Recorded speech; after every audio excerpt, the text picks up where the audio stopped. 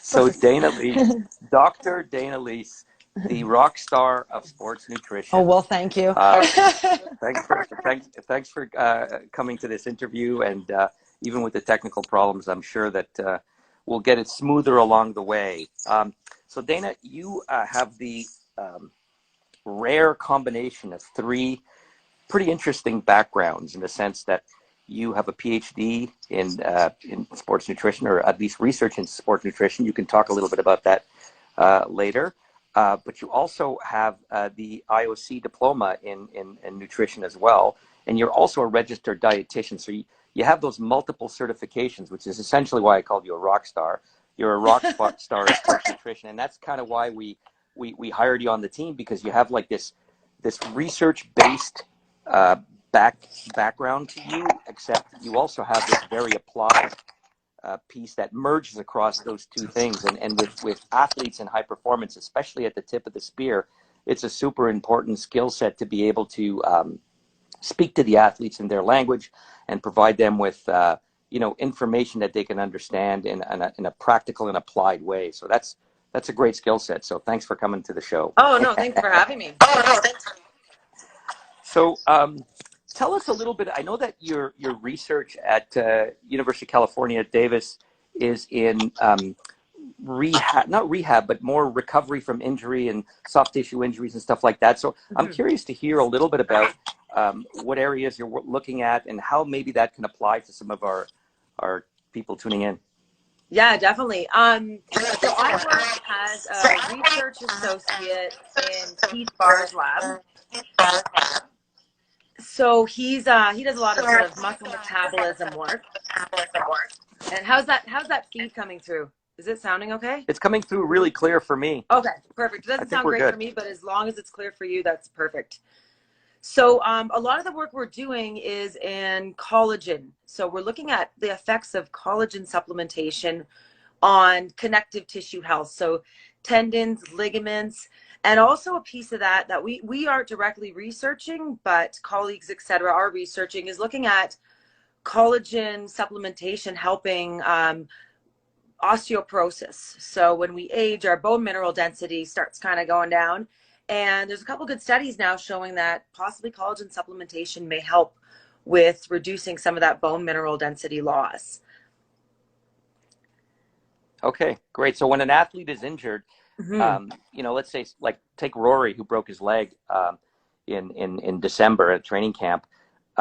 What would it look like to prescribe to him what types of foods that he should eat in the recovery process that can accelerate recovery? Yeah, fantastic question. So this also comes into the piece of, working with the physicians, working with the coaches, and really finding out kind of the loading progression too. I think when an athlete first gets injured, before we prescribe the nutrition piece, we really have to find out the length of time that they may be immobilized. If they are immobilized, hopefully not. The progression of the rehab to get an idea of how we would progress the nutrition pieces. For Rory, some of the stuff that we integrated, and it's always up to the athlete if they want to implement anything, but some of my recommendations were around sort of the simple nutrition stuff of keeping inflammation down in the body. So after that first sort of inflammatory phase, trying to integrate foods that would help reduce inflammation. So, we had high antioxidant diet, omegas, etc. And then focusing on trying to get that bone to basically reform, and all the sort of nutrition pieces that fold into there. So one of the pieces we did look at was collagen. A large part of your bone is actually a collagen matrix or collagen tissue. And then also, of course, the protein intake, making sure his protein intake was high and regular intervals to make sure that the protein, amino acid building blocks were available, and then also all the micronutrients that are involved in bone formation, calcium, magnesium, phosphorus, etc. Sure. Huh. Do some of those supplementations cross over into reducing sort of the loss of muscle mass when you're immobilized? Like I was at a conference at McGill last year where one of the researchers got up and talked about sort of attenuating or reducing the loss of muscle mass when you're bedridden after an injury or a surgery quite significantly. I think it might have been like 40% Yeah. when you supplement with leucine and omega-3s, and I Hmm. think HMB was the third one. Yeah. Is that still something that's on the cutting edge of recovery for these athletes when they're injured, or Yeah, anybody when they're absolutely. And injured, those, actually? yeah, perfect. Yeah, those were all pieces of a typical the Rory's plan, as well as depending on the injury, most athletes' plans. You might have actually seen Stu Phillips talk. I'm guessing he's sort of on the Yeah, leading edge of that end of research. So Stu Phillips is out of McMaster in Ontario, and what we're showing is possibly feeding higher protein doses, so zero point 0.5 or zero point 0.4 grams per kilogram in each feeding will help reduce the muscle loss that you have from immobilization, as well as creatine plays a role in sort of the myogenic process. So basically, the forming of muscle. So we kind of think of creatine right. as your muscle building, big weightlifter sort of supplement, but it actually has a pretty expansive role, and it's not just sort of those muscle building lifting guys that would benefit from creatine. So that's usually something else that I would integrate into an injury protocol, something like a limb break, or even a concussion protocol. And then HMB is another piece. I think the research in HMB in athletes is a little bit different. Like you'll get some studies that show some benefits, some that don't. But in sarcopenic adults that are kind of bedridden, there's some good research showing that HMB does attenuate muscle loss. So sometimes when we don't have research in athletes, we'll pull research from clinical pictures from other areas, and make the decisions of risk versus benefit, and if that's going to apply to that research or to that athlete within the given context. Okay. Well, so if you're an aging triathlete who's doing power watts 2 or 3 times a week, and is doing some strength training and is doing what they can, and you're 55 years old, let's say, do you think it's worth supplementing with some of these pieces to prevent muscle loss, or do you think it's something that it's better to wait until if you have an injury and you're bedridden, then you take that to sort of reduce your muscle wasting, or can you prevent some of it by supplementing going forward in a healthy Yeah, state? I think some of it we can do with food for sure, like the protein piece. We can do with food. There's nothing wrong with using whey protein powders, of course, absolutely, hands down. Right. So the Sure. sort of the pieces with a master's athlete, as we start getting older, our signaling. So how our body signals muscle protein synthesis from exercise stimulus starts going down. And there's only so much exercise we can do as we get older because we need more recovery. We start getting tired, we get injured easier. So the protein piece is important. And as we age, our protein needs actually increase. So it might be something Right. like looking Sure. at the protein dosing that we would use for an injured athlete of 0.5 or zero point 0.4 grams per kilogram in each feeding time. That might be the optimal amount for an aging, and I hate to say the word aging, a ripened master's athlete, of having that higher There you protein go. dose as part of their regular nutrition routine, and that can help minimize some of the natural muscle loss that happens as we age. And then also the creatine piece. There's some evidence in non-athletes that creatine stores in the body decrease with age. So if I look at the Okay. cognitive effects of creatine and I look at sort of the signaling effects of creatine, I would advocate for taking a low dose. Of course, it comes into the context of the athlete, what their beliefs are, making sure that the nutrition pieces are dialed, because the supplements aren't really going to do much if the foundational nutrition is garbage. But yeah, I wouldn't hesitate to recommend, a low dose of creatine throughout the year, and you can cycle on and off, but a low dose is like 2 grams a day. So that's the equivalent of eating kind of like about 2 pounds of red meat a day, which is really hard to get in. All right. Well, James just texted in that asking me if I'm calling him old bro. He's asking me, did you just call me aging bro? So James, you hear that, man? Creatine, a little low Well, dose on a regular basis, man. You're going to keep your muscle stores really, really just top. And there's age, but then there's also like your physiological age. Oh And I had no, a that's bad. That's bad for James because I would he's say so. way We're doing all way right. above his chronological age. I had a good discussion with Dave Martin. He used to work with cycling in Australia for quite a few years, and then also the 76ers NBA team. And he's working on a project that's looking to sort of, I guess, classify, like use all those pieces to sort of profile somebody for their, real age versus their sort of chronological age or their, in a way, training age. Right. Of like all the exercise and nutrition pieces we do can, slow down that aging process. Okay, so let's talk a little bit about. I know that I'm not sure if everybody that's tuned in here knows that you work with us for the Israel Startup Nation professional cycling team, and we do a lot of fun projects together, as you do with some of the other coaches on the team.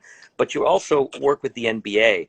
Tell us a little bit Mm-hmm. about kind of what that's like working with 6.5 to 7.5 footers. It is a completely different world, and I mean, even the nutrition strategy, obviously the nutrition strategies you use are quite different between the two worlds. I would say the biggest piece is the delivery of the nutrition information. So a lot of it is around the soft skills of working with athletes, cyclists. The nutrition interventions and nutrition recommendations are pretty measurable. If you don't fuel properly during a race, you're going to be off the bat. Whereas in the NBA, these guys can, really, in a lot of cases, especially early in their career, not eat very well, but still shoot a 30-point game. So the direct impact of their Yeah. nutrition maybe doesn't show visually until later on in their career. So, these guys, some of the approaches I'll take for some of the NBA guys is looking at longevity. Like they're 20 years old, they're pretty invincible. They can kind of eat whatever they want and they're still doing pretty good. Right. But as the Yeah. load on their system, the load on their knees, especially from being 7 feet tall, can catch up pretty fast. So that's when you kind of have your wins with nutrition in terms of helping with patellar tendinopathies, etc. Whereas with cycling, like the nutrition interventions are expansive and you can measure the intervention. You can look at a power meter. An athlete can really sense how they feel with different nutrition interventions as well. So there's a lot of sort of subjective awareness. So Sure. yeah, it's two different worlds. I never thought I would work in NBA. It's been a lot of good learning. And yeah, cycling is where my heart is though, hands down. So how do you convince a 6-footer that he's got to supplement with one thing or another? Do they give you pushback a little bit sometimes and say, well, they're definitely more like 7-foot man children. I hope no one hears that. It depends on the player. It really depends on the player. Some are super tuned in, really dialed in, and some just there's huge cultural differences. Some it will take a while, some you'll never win over. I really try to figure out what drives that athlete.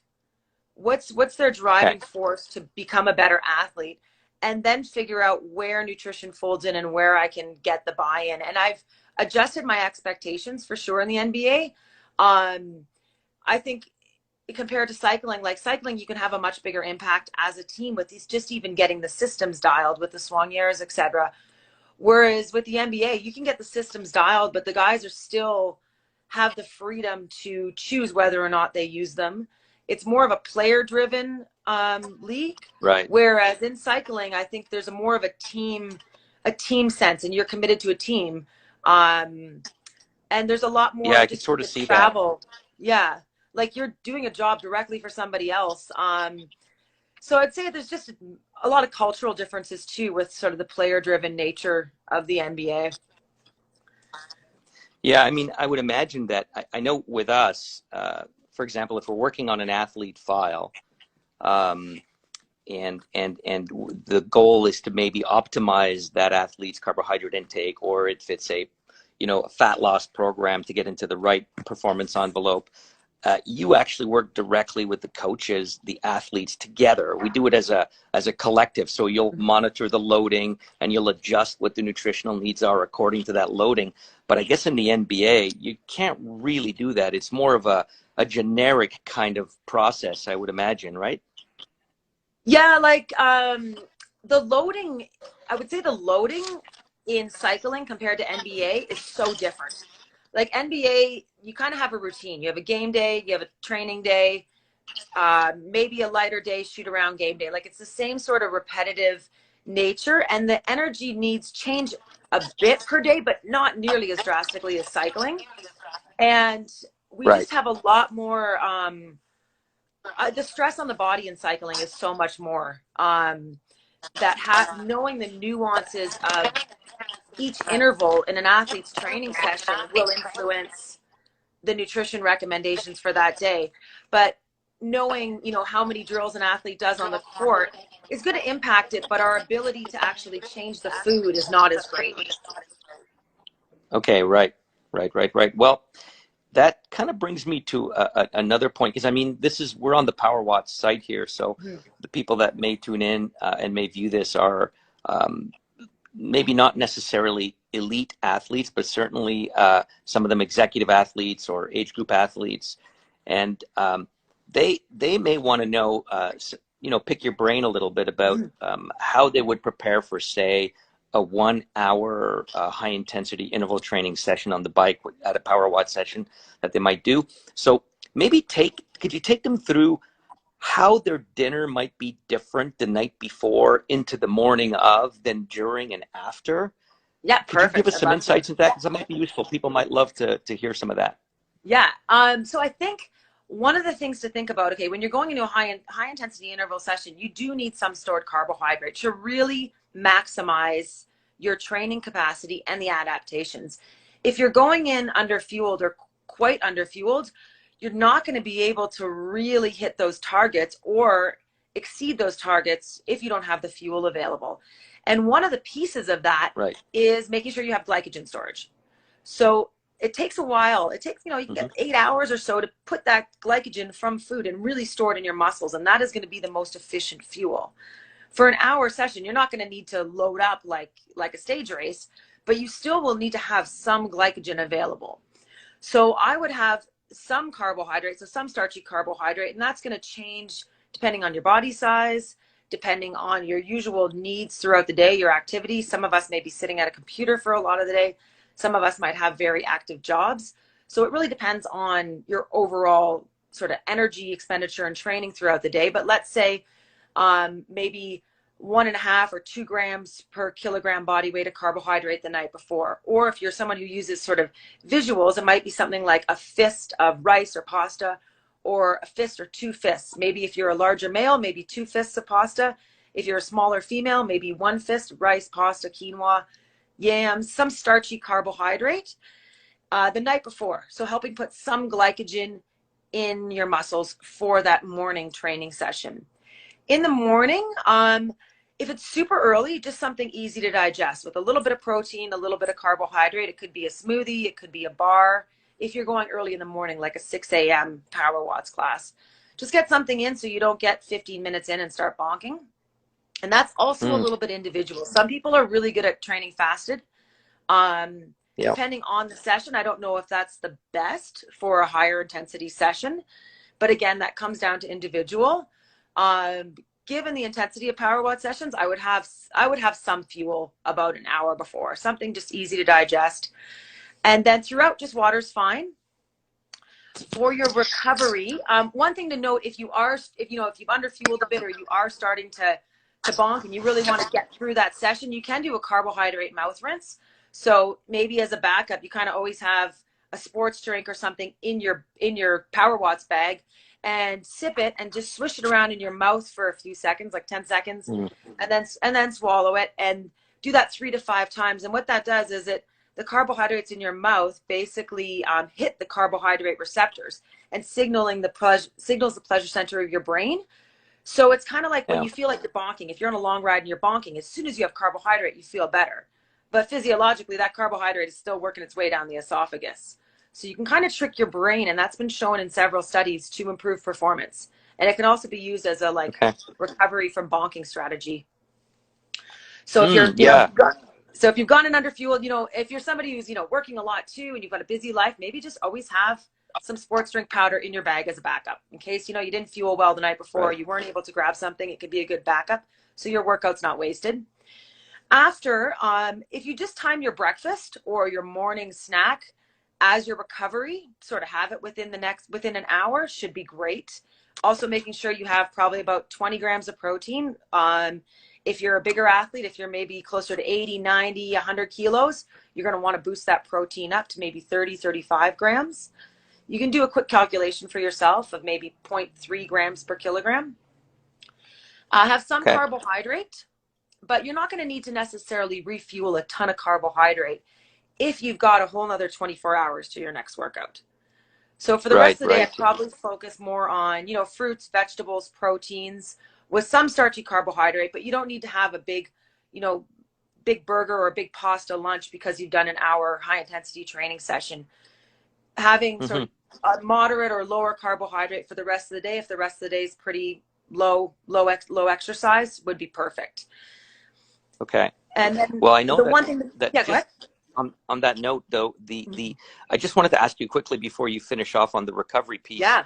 Um, you know, some people come in and do a workout at 6 a.m. Mhm. and that means that in order to get up in time to actually fuel, they'd have to get up at 4. I'm sure some of them practically don't have that luxury. So you know, I know when I get up and do a Power Watts class, if it's at 6 o'clock, I never eat. I'll have a coffee, some caffeine in me, and I'll consume something afterwards. And I tend to have enough glycogen. Maybe it's because I used to be an endurance athlete. I Mhm. tend to have enough glycogen in there to actually perform in the class. But do you think people can get away with not having breakfast? Let's say if they start a super early class, but still have enough glycogen to complete a 1 hour of interval session? Absolutely. Yeah, absolutely. And I think it's individual. I think some people may have a Yeah, hard time with that at the beginning.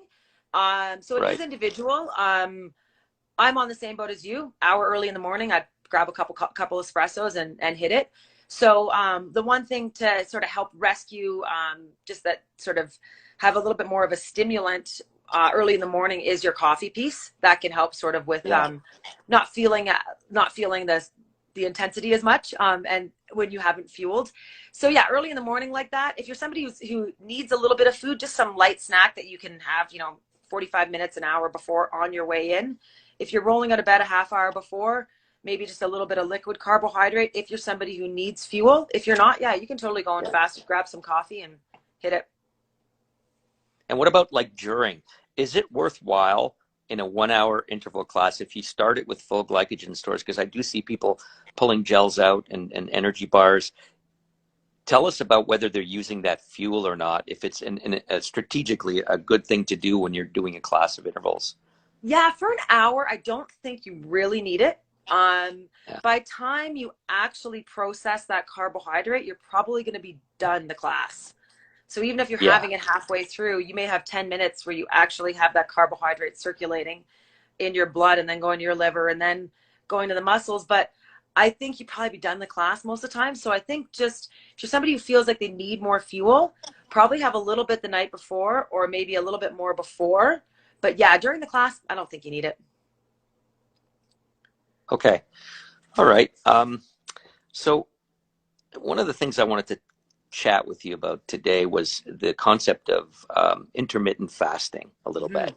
It's pretty popular these days, and I know clients are actually doing it. What are your thoughts? What's your philosophy on it? I know there's some research on it, so maybe just give us a Yeah. brief on it real quick.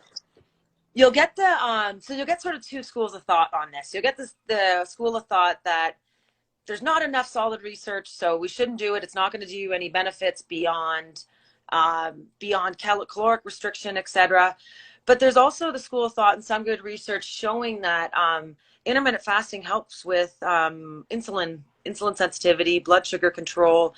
And I think if I look at, and this isn't necessarily athletes, but if I look at, you know, our ripening population and I look at pre-diabetes stats in North America, um, My God, yeah, I would probably recommend some intermittent fasting for the average non-athlete who's got pre-diabetes. Um, I think it's a tool that works for some people. Like, a lot of us are, trying to lose weight, trying to be fitter for cycling, trying to lose body fat. I think for some of us, the intermittent fasting, it might not be a magic key, but it's a good tool for some of us. Like, rather than Okay. thinking about creating a caloric restriction all day and every meal, thinking about, okay, I can only eat this much I fast for the morning. If I don't overeat the rest of the day, it's a good tool for some people to create a deficit, as long as it's not, ruining any training sessions or you're not able to complete your training. I try to, if I'm working with an athlete and we're using some intermittent fasting techniques, I'll kind of put the fast in a place where it's far away from their training, if that's appropriate for the context. Depends on the Right. training, though. Sometimes we'll do it during a long endurance ride. So Sure, it sure. depends on the context. So I don't think there's really, you'll get people who have really strong opinions about this hour, 80, 20, or 15 to whatever hours. There's people who have really Yeah. strong opinions about what the best fasting time is. I think the best fasting one is one that works for you. I wouldn't overdo it. I know some people will fast every single day. For somebody who's maybe pre-diabetic, that works for them. But for someone who's using it a little bit for different performance aspects, I don't know if it's going to give you any performance gains, but if it's a way to sort of bring some weight down or lose some fat, I wouldn't do it every day, because would you do the same training every day? No. You want to Yes, sort of exactly. retool the muscle in different ways. So if you fast every day, your body's going to probably get used to that, and you're not having those same sort of enzymatic adaptations. So I would maybe, some days you fuel well, some days you intermittent fast, if that's a tool that works for you. But I think with the So, fasting piece, sorry, go ahead. no, I was just going to say that kind of ties in a little bit to the work we do with carbohydrate periodization with the athletes. And essentially, the way Dana and I work is if we're trying to get some adaptations like increases fat and carbohydrate enzymes, burning enzymes, we try.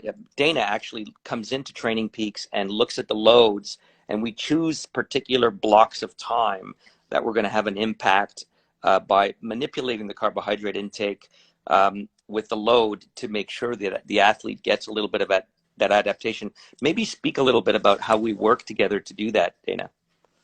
Yeah, so Paulo will have athletes' blocks laid out in Training Peaks, and I'll log into Training Peaks and look through the blocks, sort of more of a macro visual of, okay, what's going on over the next few weeks? What are our main goals? And we'll talk with the athlete and the coach and figure out, okay, what are our main goals over these next few weeks, or over the season, then weeks, then days.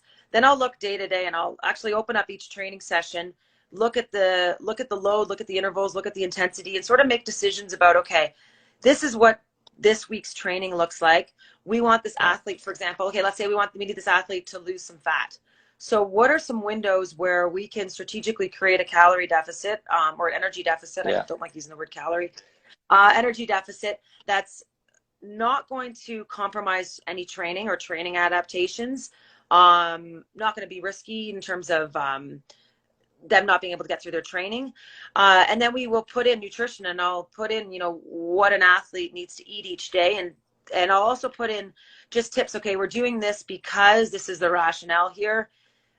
Think about this when you're doing it. And sometimes I'll say, okay, if you're, 4 hours in, text me, let me know how it's going. If we need to adjust during your session, we can do Right. that too. Sometimes, especially with our riders now, they're on their trainers a lot of the time, just with weather or with COVID. So we can Sure. actually kind of text back and forth during their ride and adjust things if needed.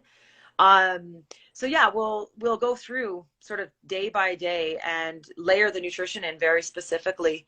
And I tend to use, with the carbohydrate periodization, I'll tend to make up the plates for each athlete. So I'll have an easy, moderate, and heavy plate. And then I'll calculate out what their heavy plate is, so grams per kilogram, and then give that to them in portions of food.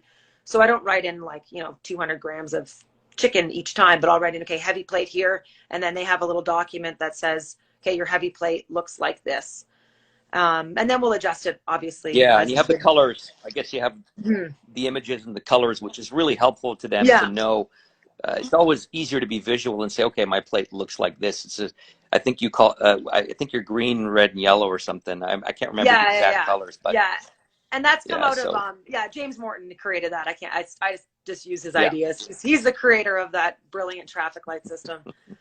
But it seems to work a lot for athletes. It's just a quick visual. Yeah, exactly, exactly. And so let's delve in a little bit into the typical kind of age group Power Watch client. They average between 40 and 60 years old, so probably in the early 50s in terms of age. And Yeah. you talked before a little bit about the dinner meal before the Power Watch class, and then the morning meal, and then the during, maybe not so completely essential, and then the post a little bit. How do those things kind of change as an executive athlete moves across decades, like 30s, Yeah. 40s, 50s, and 60s? Or do they even change that much? Yeah, energy needs of the body do decrease. So each decade, our basal metabolic rate, so the amount of energy our body needs just to do nothing, just to function, pump blood, etc., starts decreasing. So if we eat the same Yeah, amount of food when we were 20 as when we're 50, we're going to start putting on body fat. So as we get older, honestly, the sure. amount of food we need decreases, which sucks, but it happens. Yeah. We can mitigate that with keeping lean mass, maintaining lean mass. The protein needs, I would say, increase. I don't know if they necessarily increase progressively. I don't think we have that research, or else I haven't come across it. But we know that protein needs increase as we age. So making sure that, basically, just trying to make sure you hit those protein targets and try to eat protein, Are there every, gender differences though there, Dana? Sorry, are there yeah. gender differences there, male and female, between Um, protein needs as they age? Not with the protein. No, the protein is just Okay. yeah, that's the same males and females.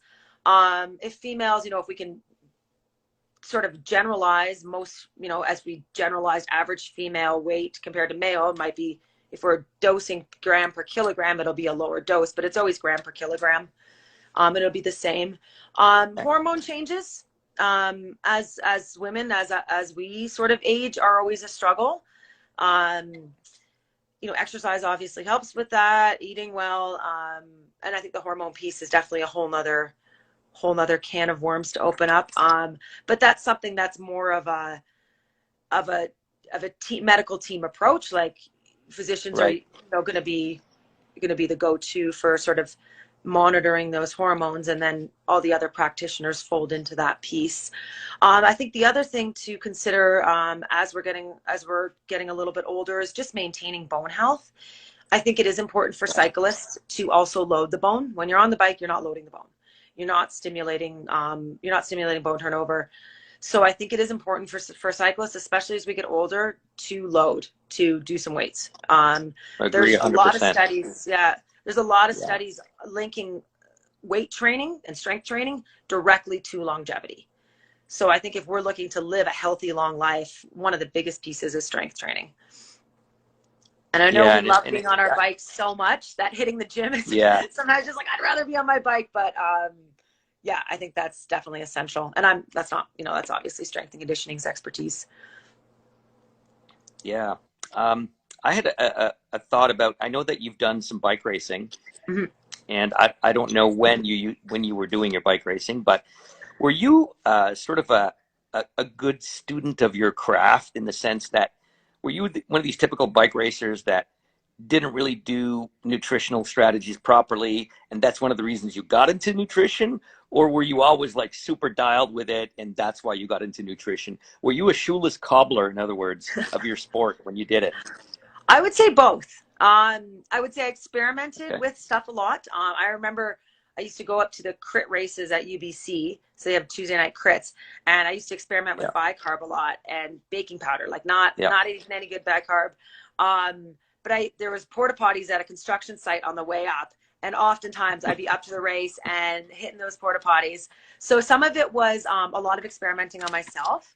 I'd say some pieces I definitely implemented the best to my knowledge in terms of sport nutrition pieces, but I'd say the fueling piece, I didn't. And part of that was just, as a cyclist, sometimes, especially younger and developing, and you just don't know the implications as much. I would say I definitely underfueled. Like, a lot of cyclists are constantly trying to lose weight. So under Yeah. fueling during races, under fueling during training. And I didn't really, I think, appreciate the importance of fueling properly and how that was probably going to be the biggest win. So I'd say that was a piece as I was going through my, recreational cycle racing career. With the fueling, I was not a good student of my craft with that. I always underfueled. Now I know a lot better, and probably am stronger now than I was when I actually raced. Amazing. If you could only go back. If I could only go back, and probably the Um, concussion piece. I crashed a few yes. times, hit my head. If I knew what I knew now about nutrition and concussion and nutrition, and sort of the urgency and immediacy of the nutrition piece with concussion, that is something I would totally rewind. So if there's any masters athletes or anyone listening to this, if you do get a concussion, definitely get on the nutrition piece fast. So tell us about that a little bit. What kind of Yeah. pieces are super And important for concussion? yeah, and I think so one piece, like one caveat with the concussion nutrition piece, a lot of the stuff that we implement is pulled from rodent data. We can't ethically give Mm, people concussions and test if something works. But right. if I look at the risk versus benefit, I would definitely implement it. So one piece is high antioxidants. So just trying to keep inflammation down in the brain. So vitamin C, vitamin E. Um, the other piece is omegas, and that's probably, I think, the biggest piece right now. And Ashley Armstrong, she used to be with Canadian Sport Institute Pacific. She's with the Department of Defense now. She's done some good research with rugby players and looking at their omega-3 status and recovery from concussion, so the length of time and the severity of symptoms. And I think her research is pointing towards high, first having high omega levels in the body pre-concussion can help Oh, reduce the wow. severity of the concussion. So for a number of reasons, I think that athletes should make sure their omega-3 status is optimal. Okay. I'd probably take omegas after concussion, probably up the dose. There's a couple researchers, and I can't remember their name right now, but they were recommending 3 to 4 grams per day. So yeah, I think possibly upping the dose. Vitamin D would also be an important piece. And I think during the summer, we're getting a lot of exposure on our bikes to vitamin D. So sometimes that might not be an issue, but I know some physicians I work with will recommend a higher dose of vitamin D post-concussion. And the Okay. other piece is creatine. Again, creatine does have sort of a cognitive piece. And so when your brain gets hit, it kind of goes into this hypermetabolic state, especially if it's more of a severe concussion. And in this hypermetabolic state, it's also not able to metabolize glucose as much. So if you're eating a lot of carbohydrate to fuel the brain, because your brain uses glucose to fuel, and your brain is not able to metabolize glucose as well, you could be putting more stress on the brain. So Yeah. creatine can be used as a fuel to make ATP for the brain. Sure. So having more creatine allows you to produce a little more ATP. So it's another sort of fuel source, possibly reducing that stress. And the last piece, and there's probably only 1 or 2 good papers on this, but if I think about it theoretically, it makes sense, is a ketogenic diet to reduce stress on the brain. That would be something I would look at with a more sort of severe concussion. So the research that has discussed using a ketogenic diet for brain injury has looked at traumatic brain injuries. So not just your minor concussion. I don't know how much it would help, but maybe taking heat um, after a concussion might help. I don't really know, but Interesting. yeah. So take Wow. home is be on top of your nutrition if you get a concussion. Yeah, no kidding. No kidding. So let's just delve into the life of a typical client at Mhm. Power Watts. Is might be a Masters, Grand Fondo competitor, or a weekend triathlete, and somebody with not a lot of time on their hands. They're a little bit time crunched, and they have to manage their training. They have to manage their nutrition. Is it healthier, in your opinion, for people in that state of a lot of energy burn across the day to have your typical standard 3 meals a day, or do you think it's better to sort of have multiple smaller meals across the day? What's your philosophy on that for people like them? Yeah, I think I've worked with quite a few sort of your executive clients that do a lot of bike racing. Like they're fairly, high end athletes. They're training hard, Yes. training more condensed, but still training quite hard.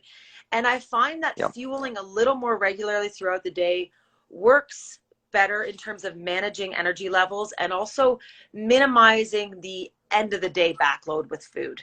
Some of my clients that are your typical Power Watts client, and they're just so busy they don't get time to eat for part of the day. They might get breakfast in, it might be Starbucks, but then sometimes they grab something, but then their whole day is backloaded. Like their dinner is the biggest piece, and it might end up like you're Right. so hungry and so burnt out by the end of the day that you overeat. So I find we've sort of, with those clients, what I've done that seems to work is, we all sometimes work with their executive assistants to get some systems in place around the office where it might be a little fridge, Yep. and making a bit of a meal plan of, okay, you've done a Power Watts class, you have a lift later in the day, here's a bit of a plan, and then getting the systems in place to make it a lot easier, because sometimes um, riders know what to eat, they know what they need to do, but it's the systems and the time that's the barrier. So yeah, putting the Right. systems in place, I think. But yeah, to answer your question, I think for most people, eating a little more frequently, but again, it comes down to context. Everyone's so individual. And again, some people might Yeah. do better with fasting for half the day. So it does come down to context. But if I had to generalize, I'd say probably eating a little more frequently just to avoid that end of the day backlog. Sure, sure. Not stack it at the end of the day. Yeah. But speaking of stacking, uh, what about alcohol? Hmm. Stacking that. So a lot of everybody, as everybody knows, wine is a popular thing these days, and Yeah. people drink different types of alcoholic beverages, and I know there are some toxins in alcohol. But are you for the avoiding of alcohol, or are you for the moderation? Where do you stand on the spectrum? Yeah, I definitely, when I was young, like earlier in my dietetic career, I didn't drink at all. I didn't drink for like, gosh, I don't know, 10 or 15 years, a long time.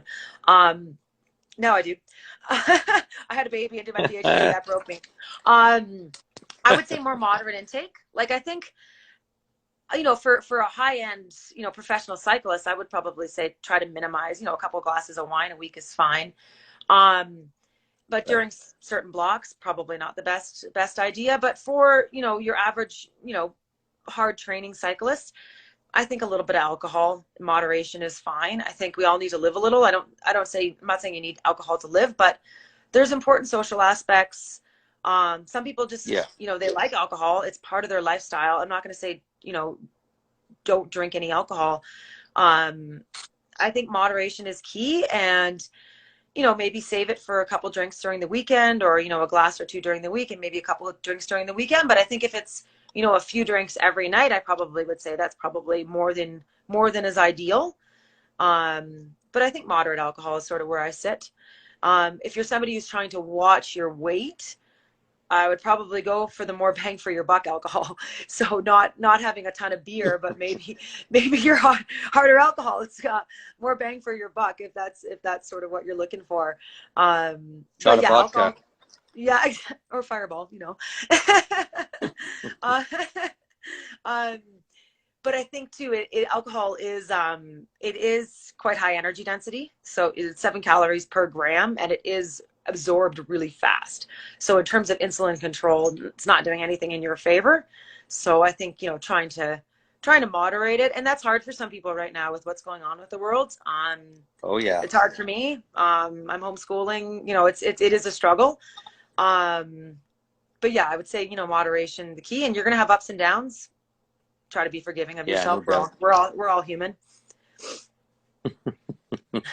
Well, when the downs match, they're kind of inversely related to the alcohol consumption. You have the Yes. downs and you have the They ups of the are. alcohol consumption. And alcohol consumption Um, is up about 30, or alcohol sales anyways, up about 30%, I think, in North America right now. So, Not and surprised. make it Not up a bit on the surprised. bike. Ride a little extra on the bike the next day.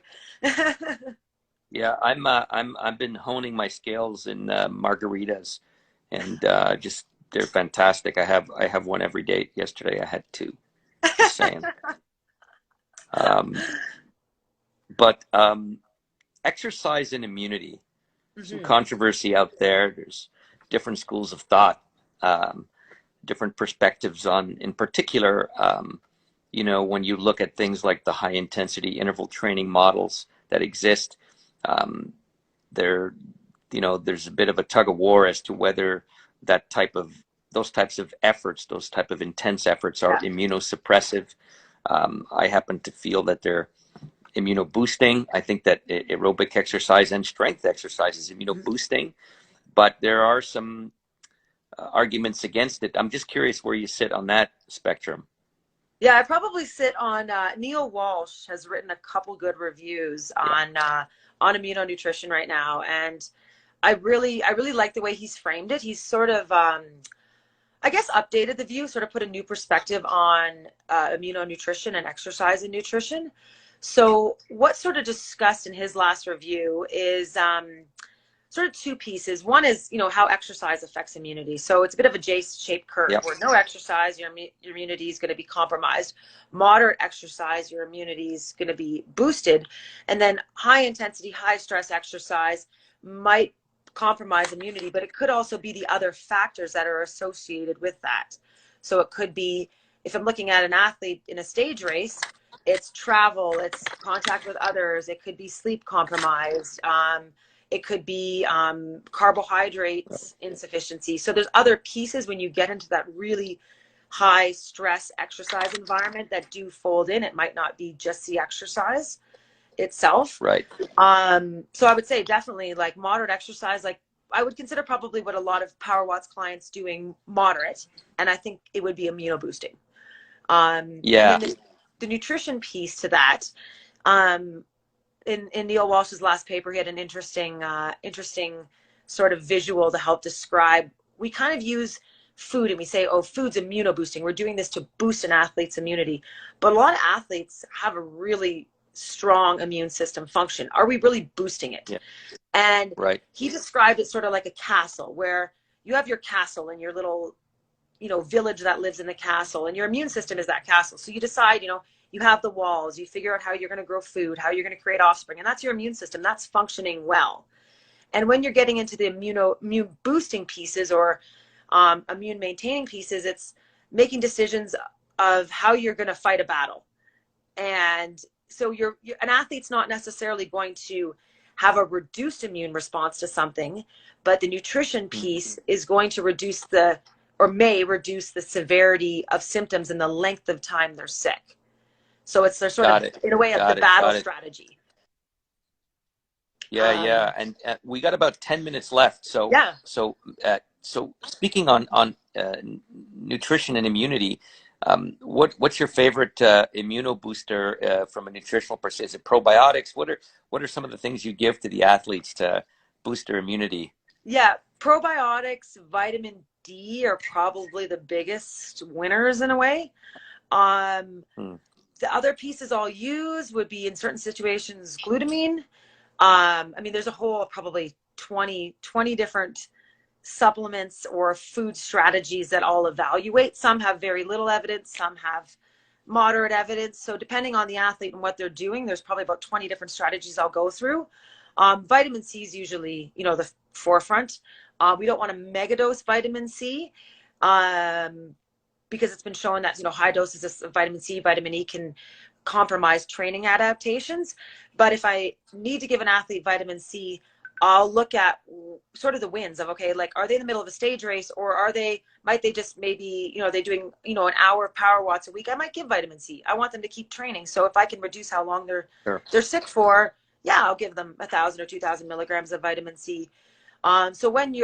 So a couple of studies have shown that you might need like up to 8 grams of vitamin C to restore the vitamin C levels in your white blood cells, which I probably would not be comfortable giving that much. Different studies have shown different dosing amounts. There's different methodologies. So I'll usually be a little bit more on the reserve side with the supplemental vitamin C. Right. But vitamin C is not something that's hard to get from food either. So I'll definitely give, high vitamin C food suggestions. Vitamin C, probiotics, vitamin D, probably the most evidence. And then there's other evidence in glutamine. There's actually a little bit of, not strong evidence, but caffeine. So I was my favorite. happy when I read that. So yeah, I'll sort of evaluate, there's green tea, there's epicatechins, resveratrol. There's a lot of sort of these other fancy, what I consider fancy molecules floating around. Yeah. I'll use cocoa powder. So epicatechins, in cocoa powder. I'll usually get Mhm. athletes to kind of mix that into their oatmeal or whatever, or smoothies. Okay. Couple of quick more questions, sort of almost single word answers here. What's your favorite supplement? Oh, probably, well, caffeine. Caffeine and I probably thought you were going to beta say alanine. creatine. Probably caffeine and beta alanine. I just think they're just, I mean, creatine too is very well researched, but I think caffeine and beta alanine are just two really good, really well researched supplements, as well as creatine. Always using within context, but Yeah. yeah, those are probably my two favorite. Yeah, mine's caffeine. Mine's caffeine all the way. It's the champ. It's the champ. It Um, is the champ. so and I noticed on our team chat, you asked everybody to send you some recipes from different parts of the world, and it made me think. I wonder what Dana's favorite food is. What's your favorite food? Oh gosh. Um, it's probably a meal my grandma used to make, and it's very Eastern European, but it's so good. It's honestly just noodles, cottage cheese, and ground beef. And it's like comfort food. It's so basic, but my grandma used to make it for me all the time. And I'd probably say second favorite food is seared tuna, seared tuna steak. Nice, nice. You better check the mercury level in your hair there, I girl. know. Or my fingernails. Yeah, there you go. There you go. So, listen, Dana, thanks so much for spending an hour with us today. You're awesome. Like I said, you're a rock star. Thanks for all the help with Well, thank you for ISN, having me. and thanks for everyone. No, thanks everyone for listening in, Thanks. and thanks, Paulo, for your time. We'll chat soon. Cheers, guys. Bye. Take care. Bye bye.